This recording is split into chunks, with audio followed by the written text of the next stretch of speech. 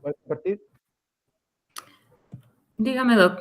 ¿Puedes compartir? Sí, sí, estoy buscando el PPT para compartirlo.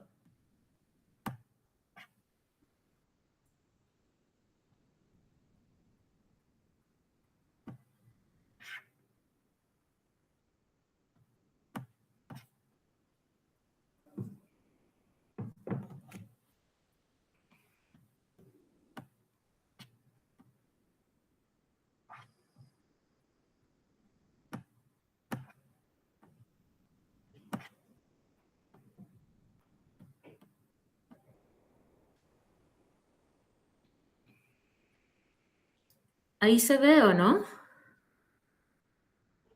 Sí, se ve. Ya. Entonces, estábamos acá.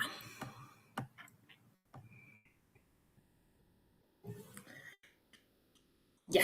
Entonces, en honor al tiempo, voy a comenzar. Bueno, voy a continuar en realidad con esta serie de presentaciones.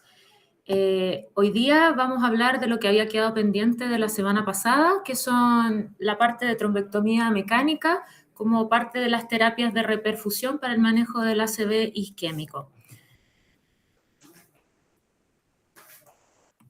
Ya. Entonces, acá, más para efectos prácticos, lo dividí entre lo que es territorio anterior y territorio posterior, y lo que es ventana clásica o ventana extendida. Entonces, partiendo con el territorio anterior, la trombectomía en ventana clásica, la verdad es que la evidencia cada vez ha ido extendiendo el aspecto en el cual se puede ejercer o se puede hacer la trombectomía dentro de las primeras 6 horas. Y la primera recomendación que nos da la guía es que los pacientes que tienen un ACV isquémico, que sea de circulación anterior, que sea por una oclusión de un gran vaso, definido para estos efectos como una oclusión de la carótida interna o de la rama M1 de la ACM, que tengan un NIH mayor o igual a 6 puntos, es decir, que no sean un ACV minor, sino que ya sea moderado o severo, que tengan una buena funcionalidad previa, es decir, un ranking 0 o 1, y que tengan un aspecto de 3 a 10 puntos. En este caso, la trombectomía está recomendada con un buen nivel de evidencia. Y acá tenemos el metaanálisis Hermes, que en el fondo fue el que extendió, porque lo clásico era que de aspect 6 para arriba se hacía, y sin embargo este estudio mostró que había un beneficio sobre el manejo estándar, incluso para mayores de 80 años, que en general son un grupo que se excluye de los estudios, y con aspect bajos, es decir, con grandes core isquémicos, que serían los de 3 a 5. Y acá definen que el NNT para prevenir una dependencia funcional sería de 8, es decir, es un muy buen resultado.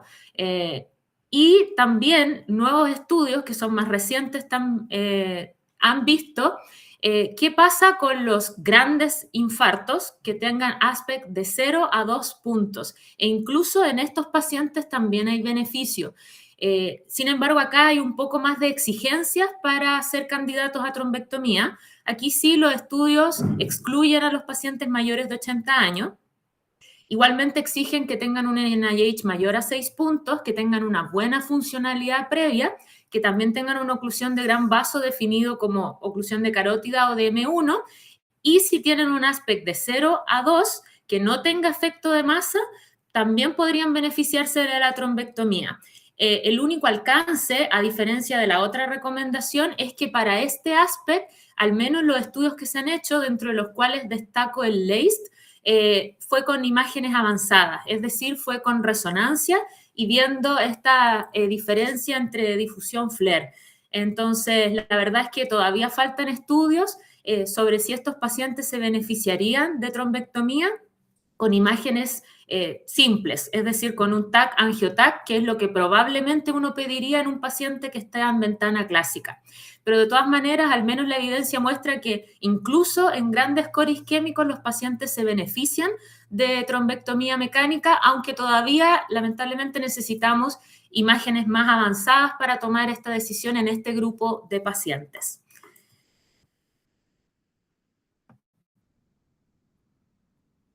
Ya. ¿Y qué pasa en la ventana extendida? entre las 6 y las 24 horas. Esto también es circunscrito a pacientes con oclusiones de vasos de la circulación anterior. Después vamos a hablar en la circulación posterior. Acá nos dicen que en la ventana extendida, los pacientes que tengan un ACV isquémico, por una oclusión de gran vaso también, con un NIH mayor o igual a 6, con una buena funcionalidad y que tengan un ASPEX de 6 a 10, aquí la trombectomía está recomendada. Sin embargo, aquí sí se necesitan también imágenes más avanzadas.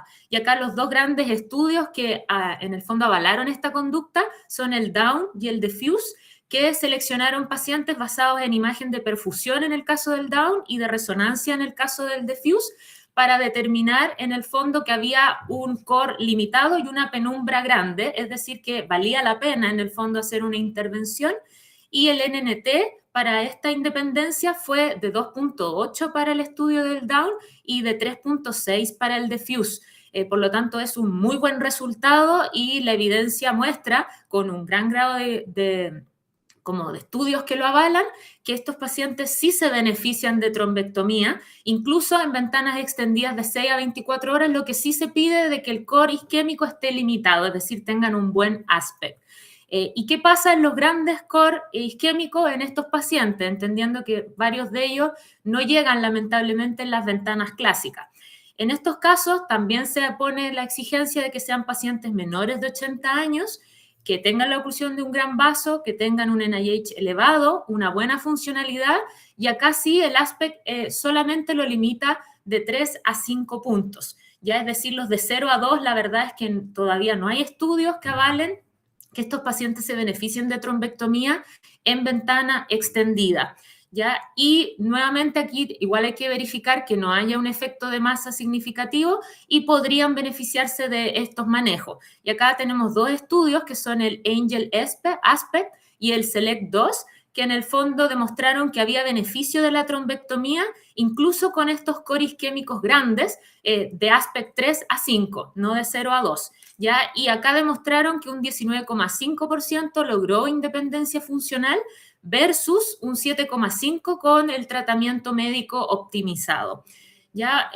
Por lo tanto, acá también vemos que cada vez se está tratando de extender, en el fondo, el grupo de pacientes que pueden ser candidatos a trombectomía, aunque la guía igual refiere que, en el fondo, el gran limitante o lo que todavía falta estudiar es tratar de ir simplificando las imágenes que se necesitan para tomar estas decisiones, ya que todavía se necesitan imágenes de perfusión o de resonancia para tomar estas decisiones, y la idea es poder llegar en algún momento a, ojalá con un TAC angioTAC, poder tomar estas decisiones.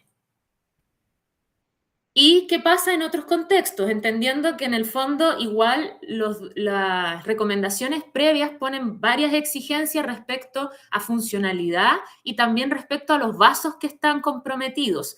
Sin embargo, sabemos que igual el grupo de pacientes que tienen discapacidad previa por causas que incluso no son neurológicas no es menor. ¿Ya? Entonces, acá la guía también aborda otras circunstancias, y la primera que aborda es qué pasa en los pacientes que tienen un ranking que no es 0 a 1, que puede ser 2, que puede ser incluso 3 o 4.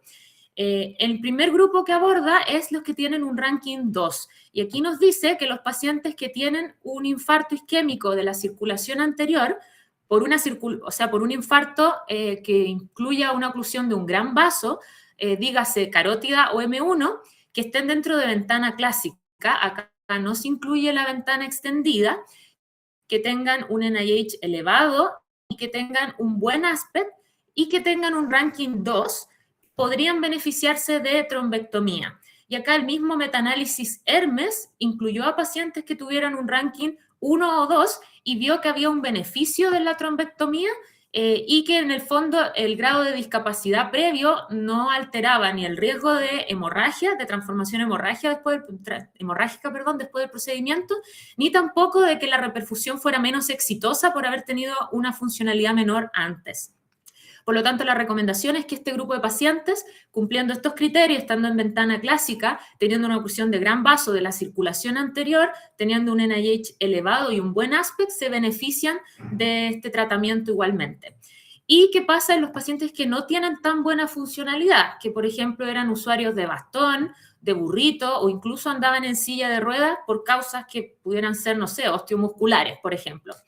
En estos pacientes también hay un beneficio cumpliéndose nuevamente ciertos requisitos, que es que sea de circulación anterior, oclusión de gran vaso, dentro de ventana clásica, con un NIH elevado y con un buen aspecto. Y acá también pudiera ser razonable lo que aquí los objetivos cambian un poco, en el sentido de que uno no va a aspirar a que adquieran un ranking mejor que el que ya tenían, pero por lo menos estudios observacionales han mostrado que hasta un tercio de estos pacientes retornan al ranking que tenían previo a tener este evento cerebrovascular, que de todas maneras no es menor a alguien que caminaba con burrito, pero caminaba, a estar postrado, por ejemplo. Entonces, de todas maneras, este grupo de pacientes cumpliendo estas condiciones también se benefician de trombectomía.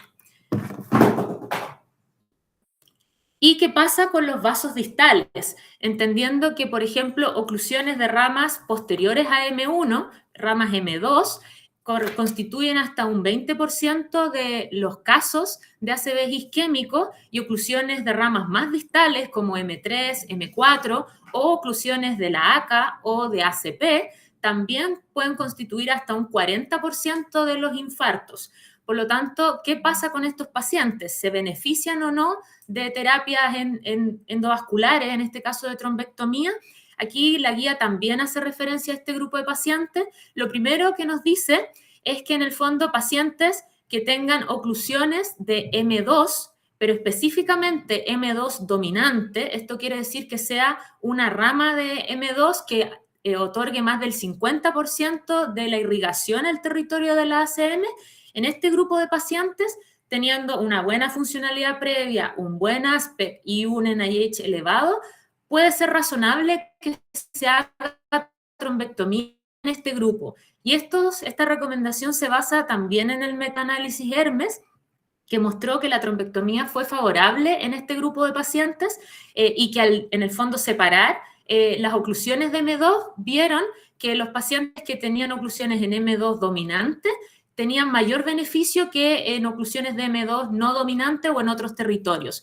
Por eso es que en el fondo la recomendación final lo limita a este grupo de pacientes que tienen esta oclusión en M2 dominante, no en otros grupos, porque ahí es donde se vio el mayor beneficio respecto a la funcionalidad a 3 meses. ¿Y qué pasa con ramas más distales, con M3, con M4 o con ramas que no sean ACM? En el fondo, ACA o ACP. La verdad es que acá la trombectomía no está recomendada. Acá hay 2 estudios que quise destacar, que son el ESCAPE MEVO, que en el fondo evaluó vasos de mediano calibre, y el estudio DISTAL, que no mostraron beneficio de la trombectomía sobre el manejo médico para este grupo de pacientes. De hecho, acá la funcionalidad fue en el estudio DISTAL de un buen ranking de 0 a 1, fue de 35 versus 38%, y en el ESCAPE MEVO fue de 42 versus 43, por lo tanto no había un beneficio. Y la recomendación final es que en este grupo de pacientes todavía no hay evidencia suficiente que avale que se haga manejo endovascular en estas oclusiones. Solamente M2 dominante. Y obviamente carótida y M1. ¿Y qué pasa con la circulación posterior? En este caso, la verdad es que los estudios no dividen por ventana clásica ni extendida, sino que incluyen las 24 horas directamente, principalmente por el grado de discapacidad y la gravedad que implica oclusiones en este territorio. Hablando de circulación posterior, nos referimos específicamente a la basilar.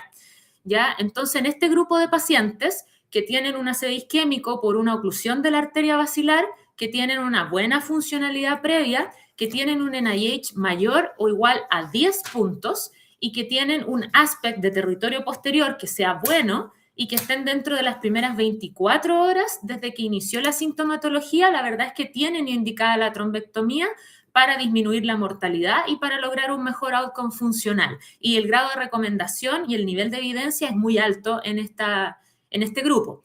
¿Ya? Y acá hay 2 estudios que son más recientes, que son el estudio Attention y el estudio Baoche, que incluyeron 340 y 217 pacientes con ventanas distintas. Una era de 12 horas, la otra era de 24 horas, y evaluaron los desenlaces en pacientes que eran sometidos a trombectomía versus a manejo médico, y vieron que el desenlace funcional era favorable para el grupo que que recibía trombectomía versus el grupo del manejo médico, con una diferencia igual significativa.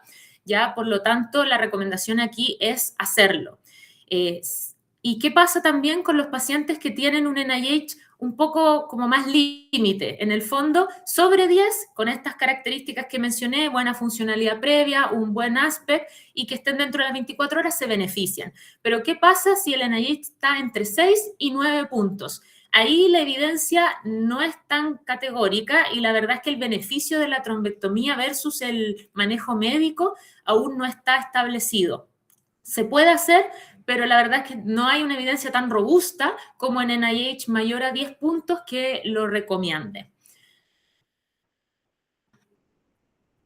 Y esto, la verdad es que si bien el uso de la elección de la técnica no es algo que nos como atañe directamente a nosotros, sí es algo que tenemos que conocer, porque de todas maneras nos relacionamos mucho con los endovasculares, entendemos el mismo lenguaje respecto a los scores que ellos utilizan para definir sus reperfusiones. Por eso también lo quise incluir dentro de la presentación. Y acá la guía nos dice que el uso de stent retriever o de aspiración por contacto o de técnicas combinadas. Y acá abajo, si ven la imagen, tenemos el que es por aspiración, que es el que está a la izquierda. No sé si ven mi puntero, pero es el que está a la izquierda. Y el stent retriever es el que es como un canastillo que toma el trombo y lo como absorbe en el fondo y lo arrastra. Sí, se ve el puntero, Sole. Ya, súper. En el fondo, estos pacientes, cualquiera de las dos técnicas están recomendados para el uso en la circulación anterior. Todavía faltan más estudios respecto a la circulación posterior, si hay mayor beneficio de una terapia versus la otra, una técnica. Y acá tenemos 3 estudios, que son los estudios Aster 1, entre comillas, y Aster 2, y el estudio Compass, que en el fondo mostraron que no había diferencias estadísticamente significativas entre las técnicas. Por lo tanto, la verdad es que ahí depende de la capacidad técnica de quien hace el procedimiento, la experiencia que tenga, en cuál técnica utiliza.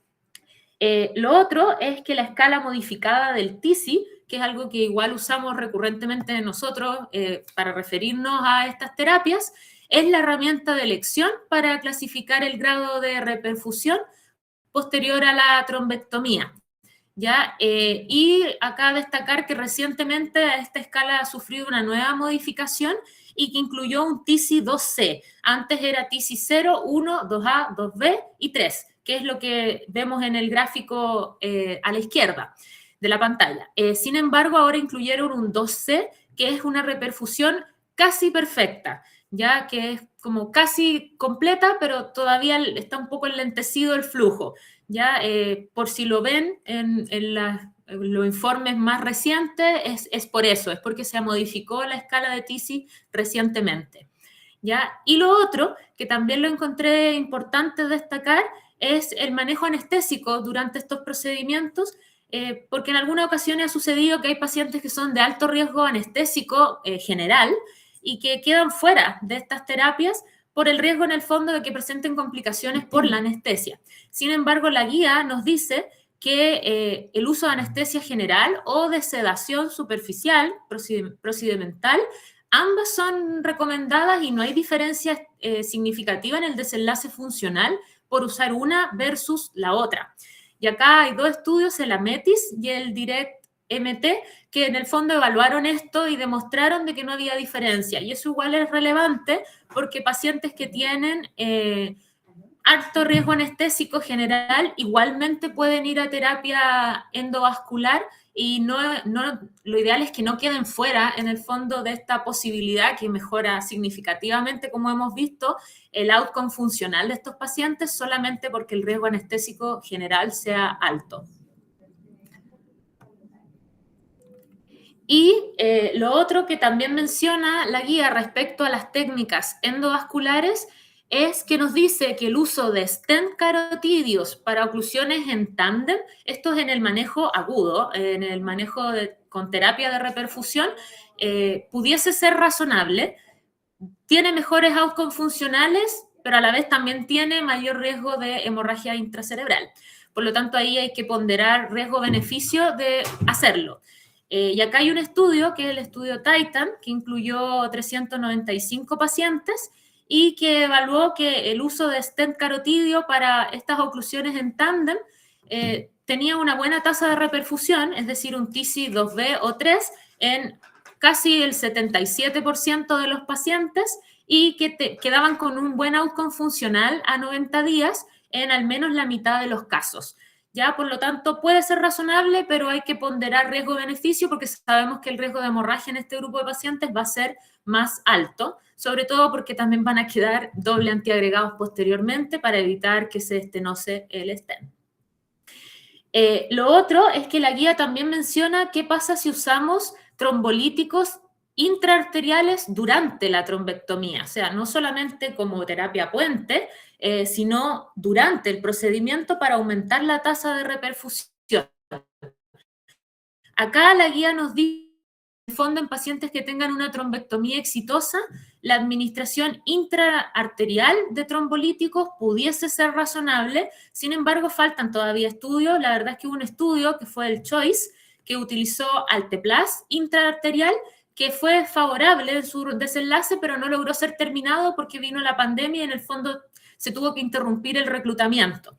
¿Ya? Por lo tanto, obviamente la interpretación de esos resultados tiene que ser puesto en la mira de que no logró reclutar el número de pacientes que tenía previsto. Y los estudios posteriores, que fue el post-UK, el Attention y el post-TNK, que trataron de evaluar el beneficio de los trombolíticos intraarteriales con otros trombolíticos que no fueran Alteplas o uroquinasa, la verdad es que no mostraron beneficio. Entonces, la evidencia es un poco controversial al respecto, se puede hacer, no es algo que se haga de rutina de todas maneras, ¿ya? ¿Y qué pasa si la trombectomía frustra? ¿Hay algo que podemos hacer al respecto con estos pacientes? La verdad es que se ha probado intentar angioplastías con balón o un stent como medidas de salvataje en el fondo para mejorar el outcome funcional en estos pacientes en los que la trombectomía fue frustra, es decir, un TISI de 0 a 2A. Y la verdad es que la evidencia muestra que algunos se benefician, otros no, depende del estudio que se hizo. Acá puse dos estudios que eran el Angel Reboot, que la verdad es que no mostró superioridad de hacer un rescate, ya sea con una balonplastía o con un stent, y que tenían mucha mayor tasa de complicaciones, sobre todo hemorrágicas.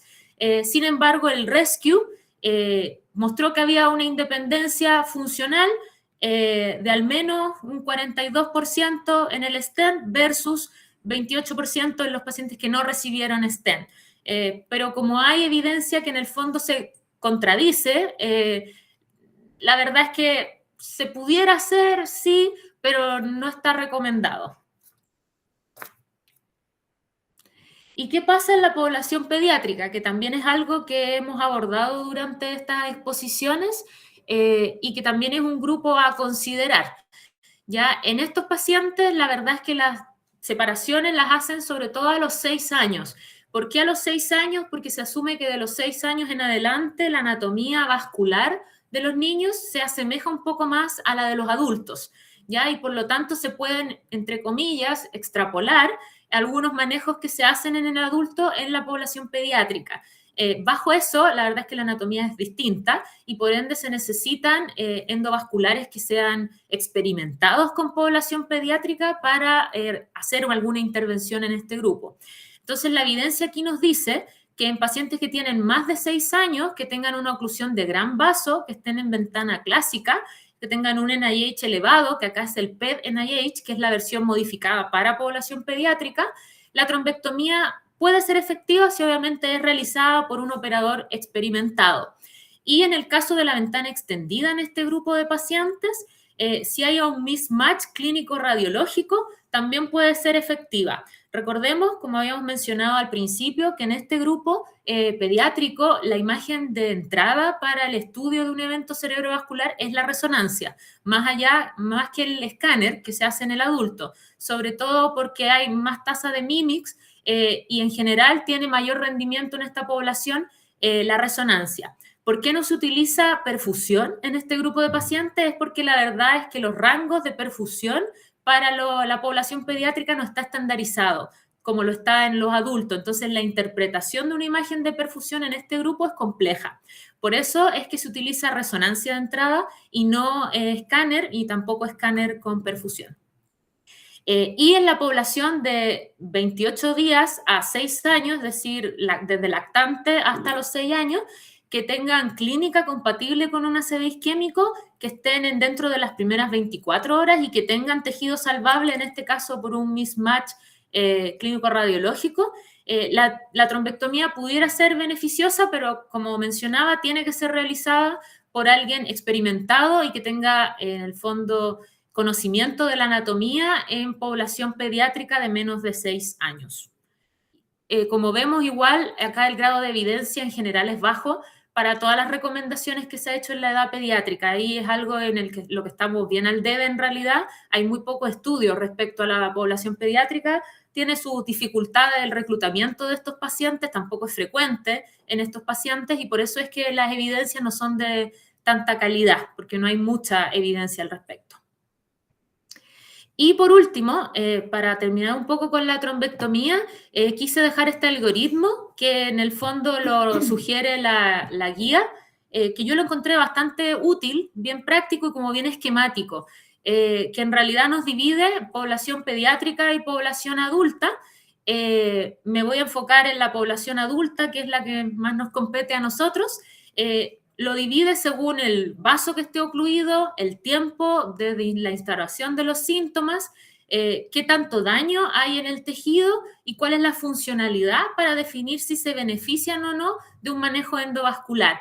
Y acá nos dice que en el fondo si hay una oclusión de gran vaso que está en ventana clásica y que tiene un aspecto incluso hasta 0, se benefician de la trombectomía siempre y cuando cumplan con cierto rango de funcionalidad previa. En el caso del aspect 6 a 10, hasta con ranking 4 se benefician. Si tienen un aspect de 3 a 5, tienen que tener buena funcionalidad y si tienen aspect de 0 a 2, también, ¿ya? En el caso de la ventana extendida, aquí sí no se incluyen los aspects de 0 a 2, solamente de 3 hacia arriba, y en el caso del aspect 3 a 5 se exige que sea una muy buena funcionalidad versus en el 6 a 10, en donde hasta 2 de ranking todavía es considerable.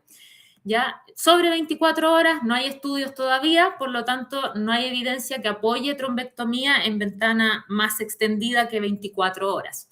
¿Y qué pasa con las oclusiones de otros vasos que no sean carótida y media? Ahí va a depender de si es, por ejemplo, un M2 dominante o no. Si es un M2 dominante, solamente en ventana clásica, con buen aspecto y con buena funcionalidad, se sugiere. Si no está en ventana clásica, no. Y en los otros vasos, la verdad es que no está recomendado. En el caso de la basilar, la ventana es hasta 24 horas, con un buen aspecto, y en el fondo aquí el límite es el NIH, ¿ya? Donde NIH mayor a 10 puntos es recomendación con buen grado de evidencia, entre 6 y 9 puntos, la verdad es que es controversial, pero igualmente se puede hacer. Lo dejo para que después lo vean con calma, pero en el fondo yo encuentro que es muy esquemático y permite ordenar un poco todo lo que hablé anteriormente y hacer un orden mental para tomar estas decisiones que igual sabemos que son decisiones que hay que tomar rápido. Y la guía después tiene un acápite igualmente extenso referido sobre los tratamientos antiagregantes y anticoagulantes para pacientes que hayan sido candidatos a terapias de reperfusión como los que no. ¿Ya? Acá voy a empezar hablando sobre la terapia antiagregante en estos pacientes. La verdad es que sobre la antiagregación, sobre la monoantiagregación, lo primero que nos dice la guía es que hay que administrar la aspirina dentro de las primeras 48 horas desde el inicio de un ACV isquémico porque reduce el riesgo de muerte y de dependencia.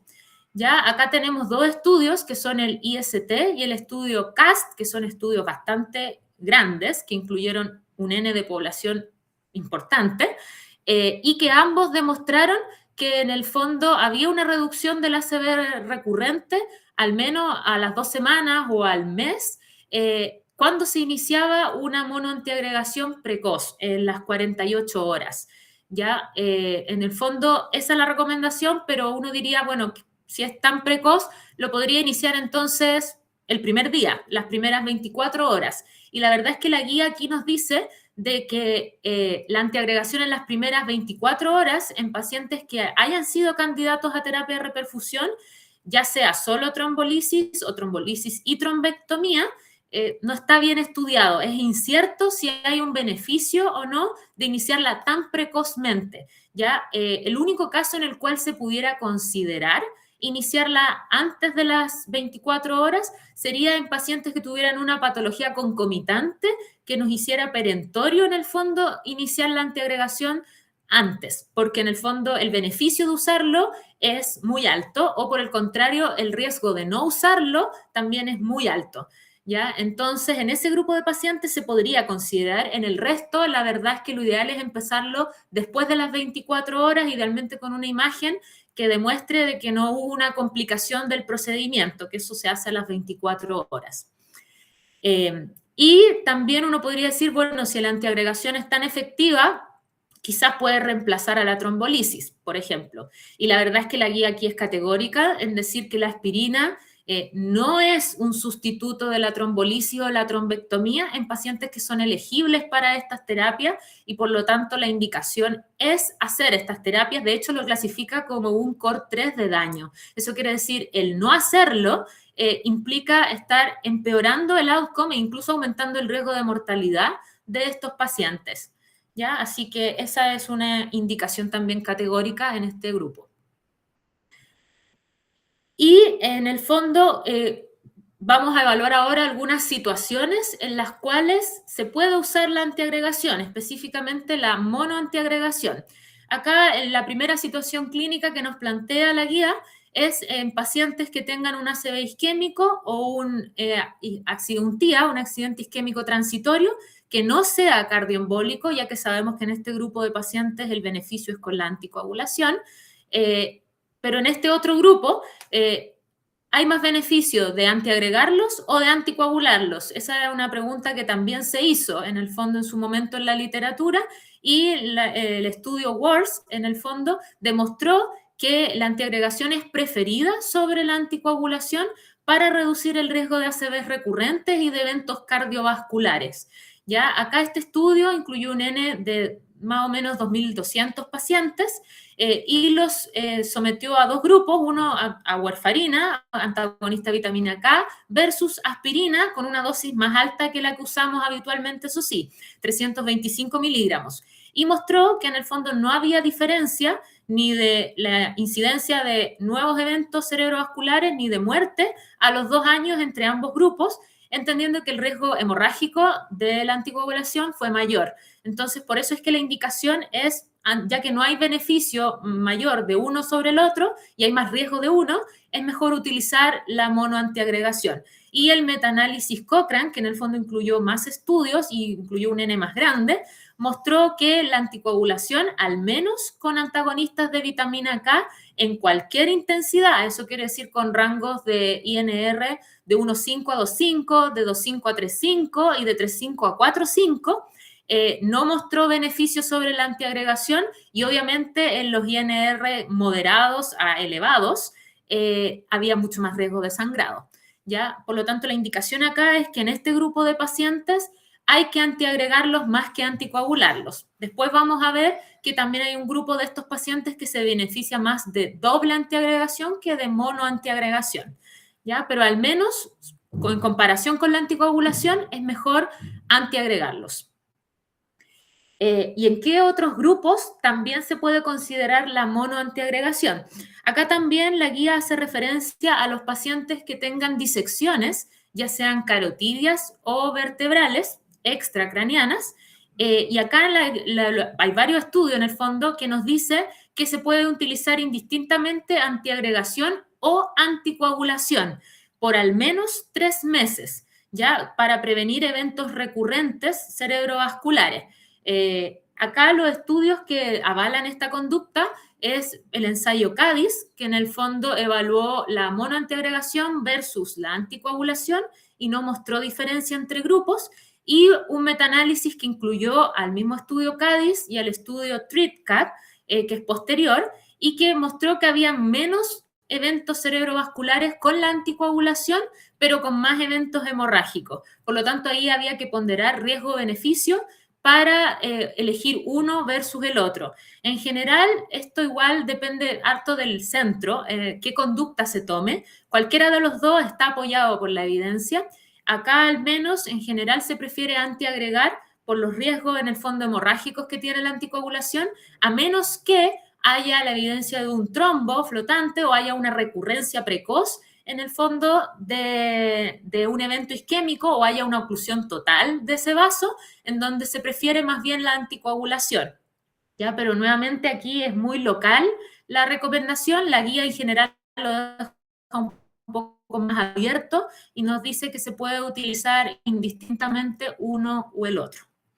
¿Y qué pasa con los pacientes que ya estaban monoantiagregados y que tienen un nuevo evento cerebrovascular, ya sea un infarto o un evento isquémico transitorio, que es algo que igual pasa con bastante frecuencia? Mucha gente usa aspirina, incluso por motivos no necesariamente como cerebrovasculares. En este caso, la verdad es que la guía nos dice que la efectividad de aumentar la dosis de esa antiagregación o de cambiarla a otro antiagregante no está bien establecida, y acá hay un registro coreano en el fondo que incluyó aproximadamente 1.200 pacientes y que mostró que cambiar el antiagregante por otro o añadir otro antiagregante a la terapia disminuyó la incidencia de eventos vasculares, pero la verdad es que no era evidencia de alta calidad. Por lo tanto, todavía no hay estudios robustos que apoyen una conducta o la otra. En general, la tendencia es cambiarla a otro fármaco o añadirle un segundo fármaco, pero acá la guía al menos nos dice que todavía faltan estudios en estas líneas para tener una recomendación más sólida. Y también la guía acá hace referencia a qué pasa si no usamos aspirina. La aspirina en general es el monoantiagregante que solemos elegir para usar. Pero ¿qué pasa si a lo mejor el problema es la aspirina y elegimos otro antiagregante? Partimos con ticagrelor, por ejemplo. Y acá un estudio, Sócrates, evaluó qué pasa si usamos ticagrelor como monoterapia versus aspirina, ¿ya? Y evaluó la incidencia de un outcome compuesto, en el fondo, de nuevos eventos cerebrovasculares, de infartos al miocardio o de muerte en los 3 meses, y mostró que la verdad no había superioridad de usar ticagrelor versus aspirina, al menos en monoterapia. ¿Ya? Así que la verdad es que la indicación es que si vamos a monoantiagregar, lo hagamos con aspirina, entendiendo que tiene más evidencia, es un fármaco altamente disponible, es más económico también, por lo tanto, y además el ticagrelor no mostró superioridad, al menos en los estudios que hay a la fecha. Entonces, la indicación es monoantiagregación con aspirina, al menos de entrada. ¿Ya? La única indicación en la cual podríamos usar ticagrelor de monoterapia sería que hubiera alguna contraindicación para el uso de la aspirina. Ahí sí se pudiera considerar como alternativa. O en el caso de que la aspirina falle en el tratamiento. ¿Y qué pasa en los pacientes que tienen fibrilación auricular? La verdad es que ahí sabemos que la indicación es clara de que hay que anticoagularlos, pero ¿qué ocurre si le agregamos antiagregación a la anticoagulación, pensando en que quizás así disminuimos aún más el riesgo de que hagan eventos tromboembólicos? En este caso, la evidencia nos muestra que si no hay una patología de base que indique la monoantiagregación, ya sea que tenga una enfermedad arterial coronaria que esté activa o que tenga un stent reciente, la verdad es que añadir antiagregación a la anticoagulación es dañino, ya que aumenta el riesgo de sangrado y no otorga mayor beneficio. ¿ya? Por lo tanto, si no tiene otra indicación fuera del evento cerebrovascular que nos lleve a dejarle aspirina, la indicación es solamente tener los anticoagulados por su fibrilación auricular.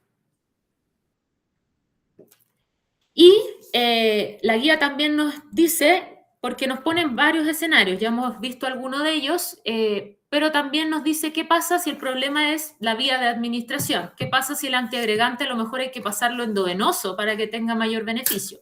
Y acá tenemos dos fármacos que en realidad son inhibidores de la glucoproteína 2B3A, que son el tirofiban y que son el abciximab. ¿Ya? La verdad es que los estudios muestran que al menos con el tirofiban el uso en ACVs isquémicos para mejorar resultados clínicos funcionales es incierto. O sea, hay dos estudios acá que quise colocar, que son el estudio SATIS y el estudio TREM, que mostraron que en el fondo no había diferencia respecto a el placebo, que no había diferencia respecto a la transformación hemorrágica y que la mortalidad podía ser menor con el tirofiban, pero no había un gran impacto a largo plazo. Entonces, la verdad es que la recomendación es a no usarlos de entrada, ¿ya? Y el abciximab, la verdad es que no está recomendado tampoco. El estudio ABEST, que en el fondo estudió a este fármaco, fue suspendido precozmente porque no tenía beneficio clínico y aumentó significativamente el riesgo de hemorragia fatal. Por lo tanto, no se usa. ¿Ya? Así que en el fondo el problema no es la vía de administración, los antiagregantes orales siguen siendo igualmente efectivos, la aspirina por sobre el ticagrelor, al menos en monoterapia, y a menos que haya alguna contraindicación para la aspirina o un fallo a su uso. ¿Y qué pasa con la doble antiagregación? La verdad es que acá hay al menos 5 estudios, que son los que voy a mencionar, que han estudiado extensamente el uso de doble antiagregación en distintas combinaciones, aspirina con clopidogrel, aspirina con ticagrelor, con distintos regímenes, distintas dosis y distintos tiempos de administración. Y la primera recomendación nos dice que en el fondo en pacientes que tienen un ácido isquémico menor, definido como un NIH menor o igual a 3 puntos o un TIA de alto riesgo, que es un score de ABCD2 mayor a 4, que no reciben trombolisis. Acá todos estos estudios son pacientes que no fueron candidatos a trombolisis. El iniciar doble antiagregación con aspirina y clopidogrel con carga, dentro de las primeras 24 horas de iniciado los síntomas y mantenido por 21 días, seguido de una monoantiagregación que puede ser clopidogrel o aspirina, está recomendado para disminuir el riesgo de ACV recurrente en 3 meses. Y acá los dos grandes estudios que avalan esta conducta son el estudio CHANCE y el estudio POINTS. El estudio CHANCE es un estudio chino que en el fondo incluyó 5.000 pacientes y que demostró que la doble antiagregación redujo la incidencia de ACV recurrente de 8,2 a un 7% y que no había en realidad una diferencia en la hemorragia moderada o severa entre ambos grupos. Y el estudio POINTS, que en realidad más o menos demostró lo mismo, que un estudio de Estados Unidos, perdón, en el fondo mostró que la doble antiagregación igualmente redujo la incidencia de eventos isquémicos, pero aumentó el riesgo de hemorragias mayores. ¿Cuál es la diferencia con el estudio CHANCE? Que la dosis que se dio de carga de clopidogrel aquí fue mucho más alta. Fueron 600 miligramos versus los 300 que se usaron en el estudio CHANCE, y que en el fondo la aspirina también tenía un margen de uso más alto. Podía usarse hasta 325 miligramos. ¿Ya? Por lo tanto, aquí también se puede interpretar que quizá el riesgo de hemorragia viene asociado un poco a las dosis que se utilizaron de los antiagregantes, versus en el estudio CHANCE, que fue un manejo un poco más conservador respecto a las dosis.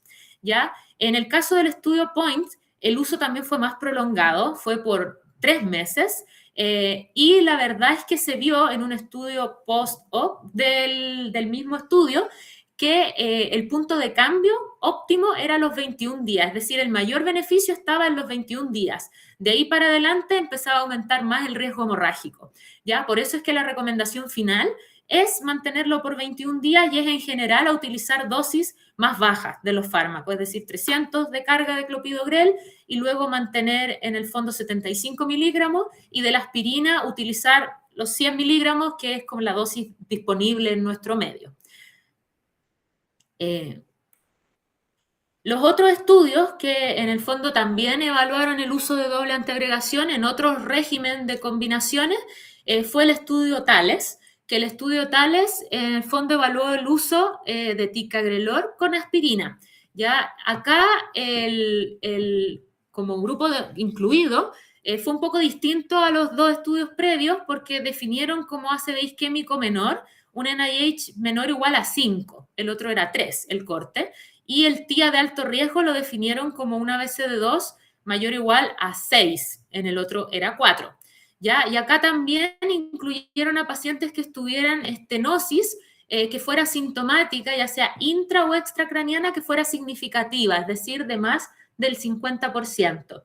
¿Ya? Y el rango de tiempo fue dentro de las primeras 24 horas, y se vio que el uso de ticagrelor con carga, 180 miligramos y luego 90 miligramos cada 12 horas, más la aspirina, que también era en dosis más elevadas, ya 300 miligramos también en carga y luego 75 a 100 miligramos de mantención, mantenidos por un mes, pudiera ser beneficioso para disminuir el riesgo de recurrencia a los 30 días, pero también con un mayor riesgo de sangrado. ¿Ya? De todas maneras, lo importante de este estudio es que nos abre un poco nuestro abanico de arsenal terapéutico y nos indica que la doble antiagregación no necesariamente tiene que ser con aspirina clopi, sino que puede ser con aspirina ticagrelor, sobre todo en el grupo de pacientes que tienen resistencia al clopidogrel, que no es menor en nuestra población como específica chilena. ¿Ya? El otro estudio, que en el fondo no comparó distintos fármacos, sino más bien buscó extender la ventana en la cual podemos darle doble antiagregación a estos pacientes, fue el estudio INSPIRES, que en el fondo incluyó pacientes con ACV isquémico menor, definido como un NIH menor o igual a 5, y un TIA de alto riesgo, definido como una BCD2 mayor a 4, mayor o igual a 4, y que tuvieran una ateroesclerosis, al menos presumida, con una estenosis mayor al 50% y que estuvieran en una ventana entre 24 y 72 horas. Todos los estudios previos que mencioné utilizan ventana de 24 horas. Este es el primer estudio que en el fondo extiende la ventana hasta 3 días, ¿ya? Y demostró que el uso de clopidogrel más aspirina, al menos en la dosis estándar, en realidad carga de 300 más 75 posterior y aspirina de 100, de 100 a 300, pero en general 100 mantenidos por 21 días, seguido de monoantiagregación con clopidogrel, pudiera ser razonable, porque disminuyó el riesgo de ACV recurrente a 90 días, con un mayor riesgo de sangrado de todas maneras, pero por lo menos nos abre la posibilidad de doble antiagregar a estos pacientes en una ventana de tiempo más extensa a la que clásicamente se definía, que eran las primeras 24 horas. Y por último, el estudio CHANCE-2, lo que vino a decirnos es que en el fondo el uso de ticagrelor con aspirina es razonable en los pacientes que tienen esta mutación del alelo, del citocromo, y que en fondo tienen pérdida de función del clopidogrel. Por lo tanto, es como que no se lo estuviéramos dando porque no es activo para ellos. ¿Ya? En estos pacientes que tengan un NIH menor o igual a 3 o un TIA de alto riesgo, que estén dentro de las 24 horas, es razonable esta doble antiagregación con tica-aspirina, ¿ya? Por 21 días y luego mantener ticagrelor en monoterapia, ¿ya? Por sobre mantener el clopidogrel con la aspirina, por las razones que ya mencioné anteriormente.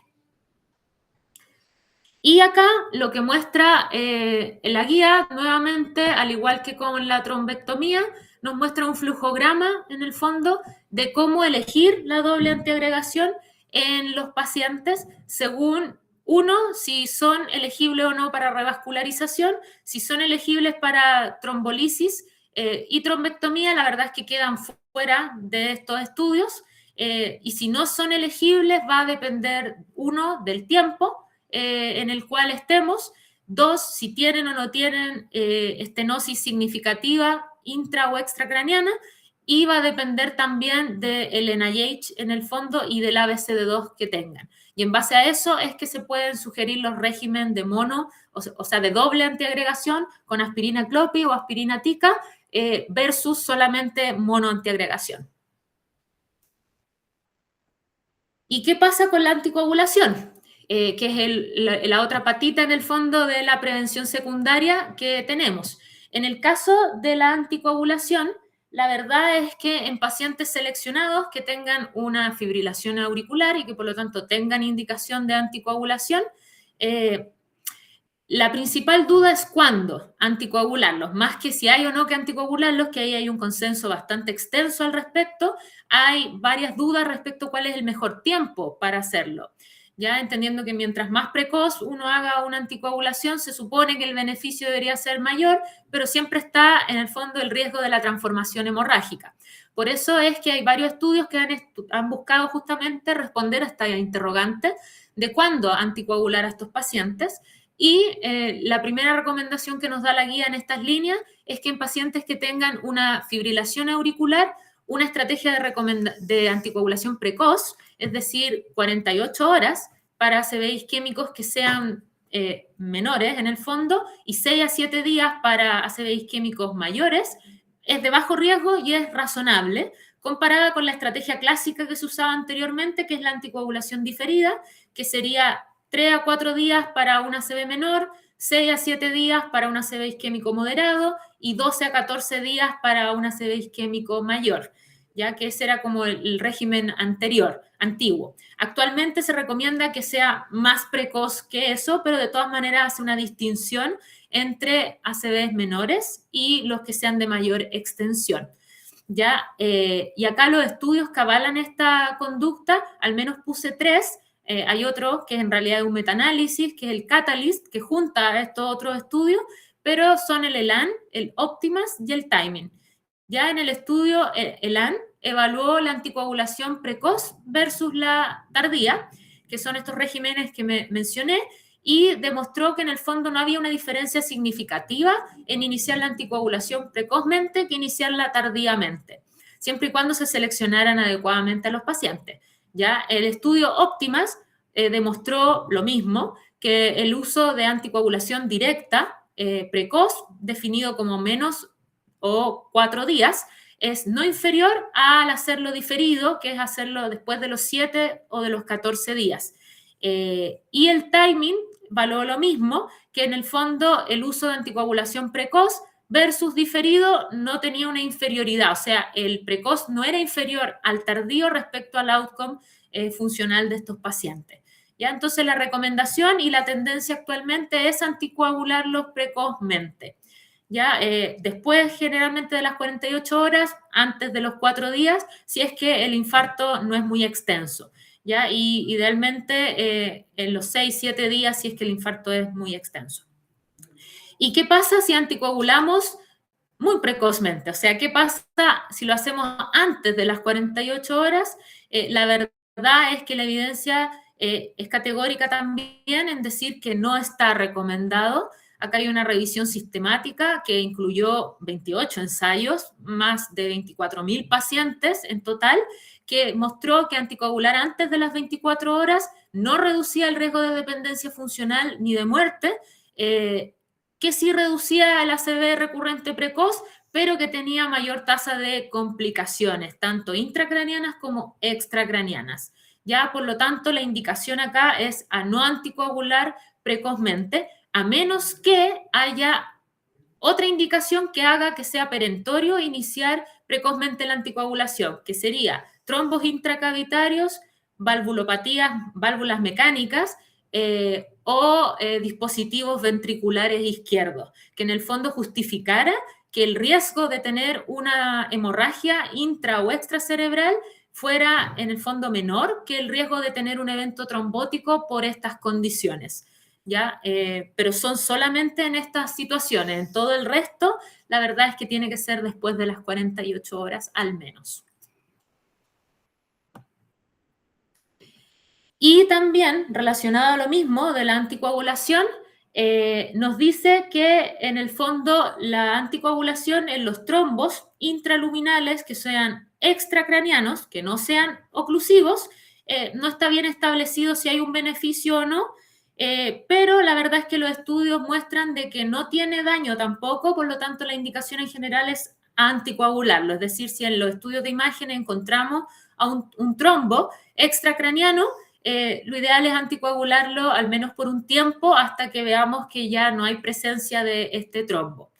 ¿Ya? Y lo otro es que en el fondo los pacientes que tienen un ACV isquémico y que tienen una transformación hemorrágica, la verdad es que iniciar o continuar la anticoagulación puede ser considerada dependiendo del escenario clínico.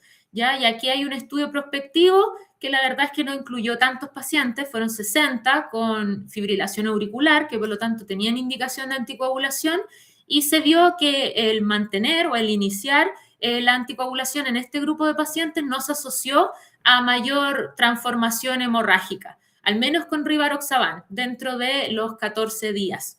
¿Ya? Por lo tanto, se puede considerar, igual esto generalmente individualizado y va a depender también del grado de transformación hemorrágica. En general, los que son HI, o sea, que son petequiados, no presentan en el fondo mayor riesgo. Ya en los que son más hematomas, pH1 o pH2, hay que ir ponderando riesgo-beneficio. Choli, yo creo que estamos en la hora.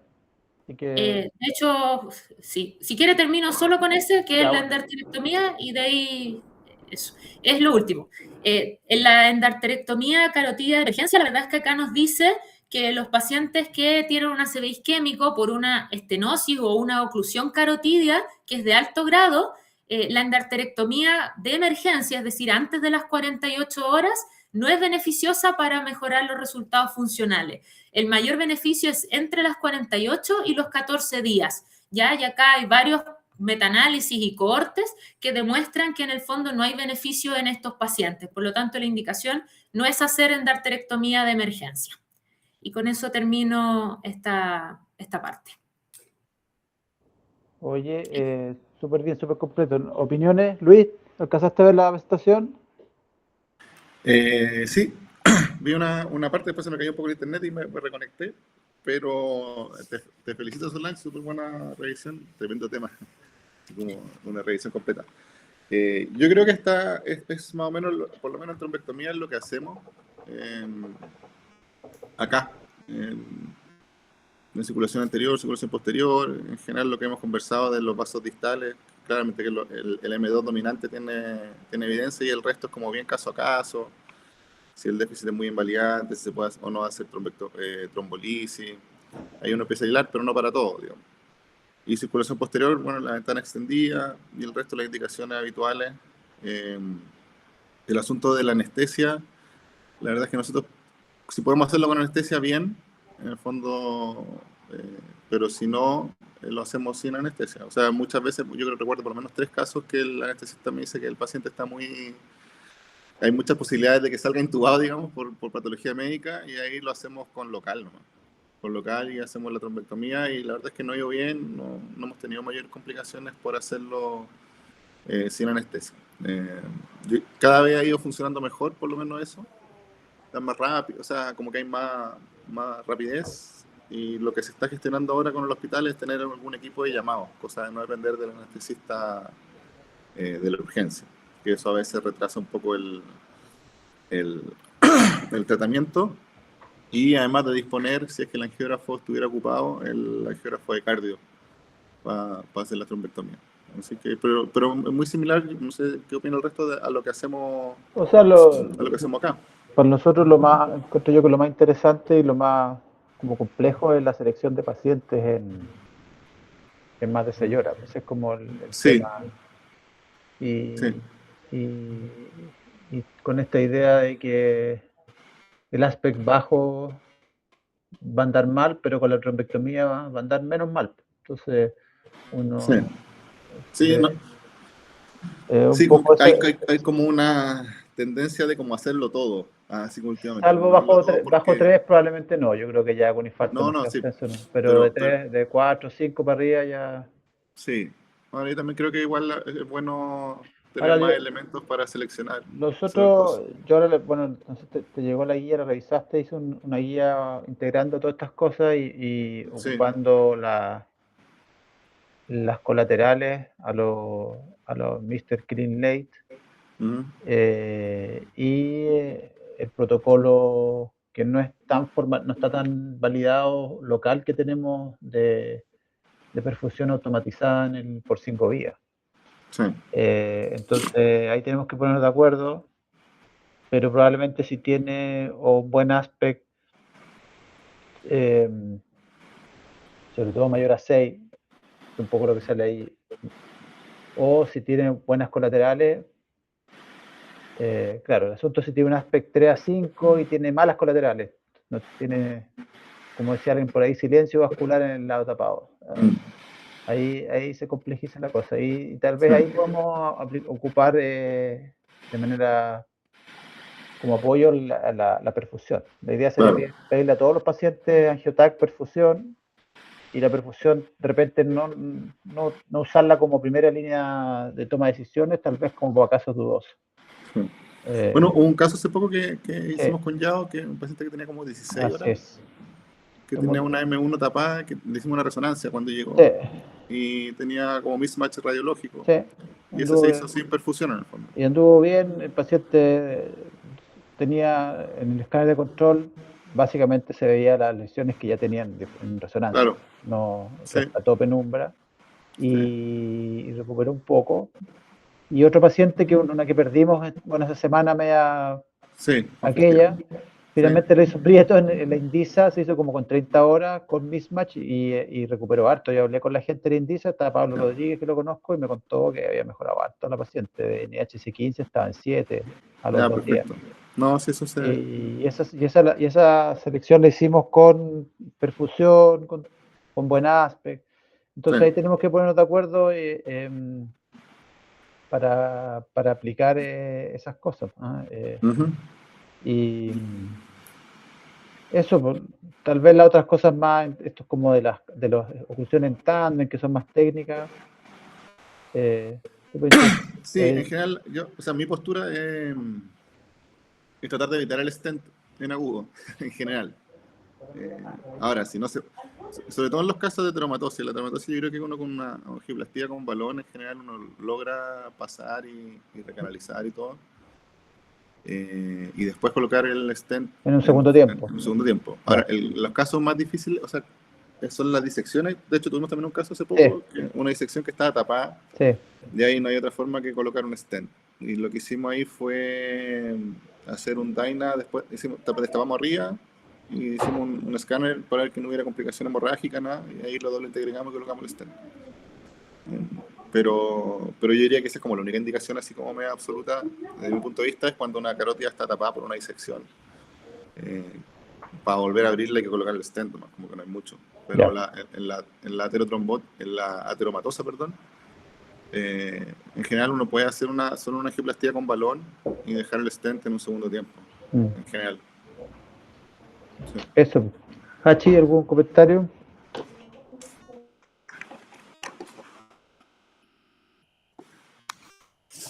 Sí, sí, yo tenía apagado. Hola, ¿me escuchan? ¿Sí? Sí. No, me parece súper buena la presentación. Creo que hay hartos cambios, sobre todo con las ventanas extendidas, y vamos a tener que ir acomodándonos a estrategias locales, pero claro, está esta tendencia de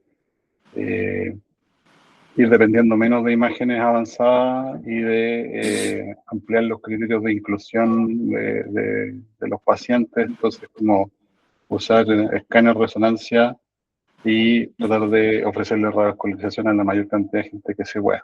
Como que un poco lo que se advierte como de la tendencia mundial, y como que yo creo que en algunos años van a ir, no quedando obsoleta, pero probablemente como no son universales el software y todo el tema del análisis de imágenes avanzadas con Rapid y esas cosas, tema de costos, etcétera, Probablemente se van a preferenciar cuestiones más sencillas como escáner sin contraste o AngioTAC o algunos cálculos como ese que habíamos visto lograr del Net Water Intake o como cosas de esas para tratar de tener más información de los pacientes.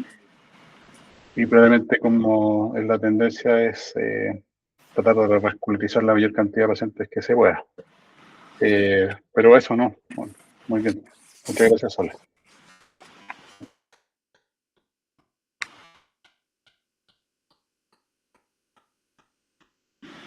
Ya, pues estamos a la hora. Muy bien, ¿eh?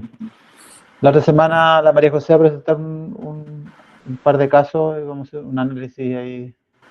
Así que también, Luis, si puedes conectarte, no es endovascular, pero de repente tiene algunas cosas neuroquirúrgicas, aunque no superó A, pero es un, Sí, no hay problema. Un hematoma cerebeloso. Es como una modalidad que vamos a implementar del fellow que una vez al mes presente un caso que no haya, en este caso van a ser dos, no haya presentado dificultad diagnóstica terapéutica y un poco revisar la evidencia y qué motivó las tomas de decisiones en el caso en particular y un poco para ir haciendo análisis como más del pensamiento clínico y la toma de decisiones en vascular, que es bien, que es como lo más complejo finalmente en esta cuestión.